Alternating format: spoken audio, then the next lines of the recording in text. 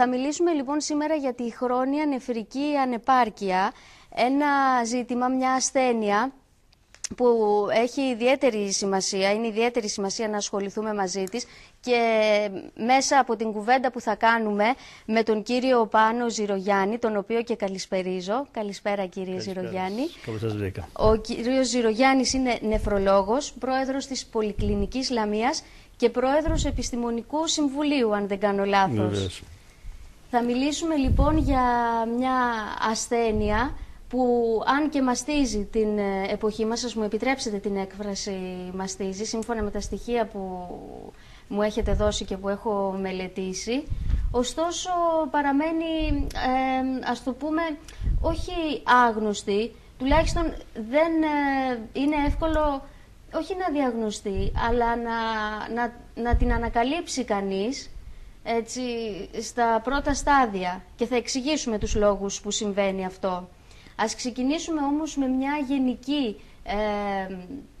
εικόνα που επικρατεί στον κόσμο σήμερα και φυσικά μπορούμε να μιλήσουμε και με αριθμούς και με ποσοστά για να δώσουμε στον κόσμο να καταλάβει την έκταση αυτής της ασθένειας, αυτής της νόσου.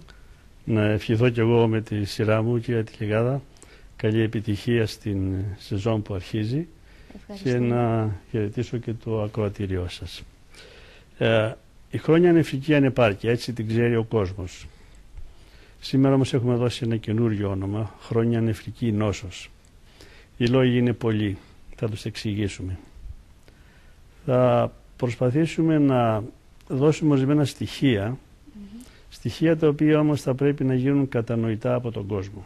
Γι' αυτό θα μιλήσουμε πολύ απλά και θα έχουμε την ευκαιρία στην διαδρομή αυτής της συζήτησης να πάρουμε και τηλέφωνα. Ακριβώς. Και να εξηγήσουμε ό,τι δεν έχει γίνει κατανοητό. Να επισημάνω σε αυτό το σημείο ότι μπορείτε να μας καλείτε στο τηλέφωνο του σταθμού 22 31 046 725 για οποιαδήποτε απορία ή οτιδήποτε θέλετε να ρωτήσετε τον νεφρολόγο μας, τον κύριο Πάνο Ζηρογιάννη.